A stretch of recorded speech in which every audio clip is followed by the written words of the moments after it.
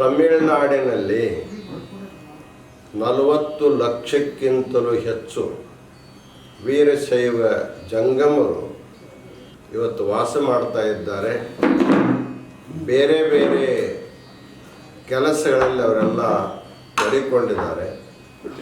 ಇವತ್ತು ನಾವು ತಮಿಳುನಾಡಿನ ಈ ತಿರುವಣ್ಣಾಮಲೈ ದೇವಸ್ಥಾನದಿಂದ ತಮಿಳುನಾಡಿನ ಎಲ್ಲ ಜಂಗಮರಿಗೆ, ಎಲ್ಲ ಜಿಲ್ಲೆಯಲ್ಲಿ ವಾಸ ಮಾಡ್ತಕ್ಕಂಥ ಜಂಗಮರಿಗೆ ಒಂದು ಸಂದೇಶ ಹೇಳೋದೇನಪ್ಪ ಅಂತಂದ್ರೆ, ಯೋಗ ಅನ್ನುವ ಹಾಗೆ all India Jangam welfare association ಅನ್ನುವಂಥ ಸಂಸ್ಥೆ ಇವತ್ತು ಪ್ರಾರಂಭವಾಗಿದೆ.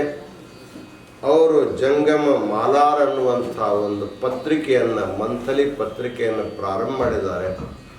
ಅದಕ್ಕೆ ಈ ಸಂಸ್ಥೆಗೆ ತಮಿಳುನಾಡಿನ ಎಲ್ಲ ಜಂಗಮರು ಸದಸ್ಯರಾಗಬೇಕು.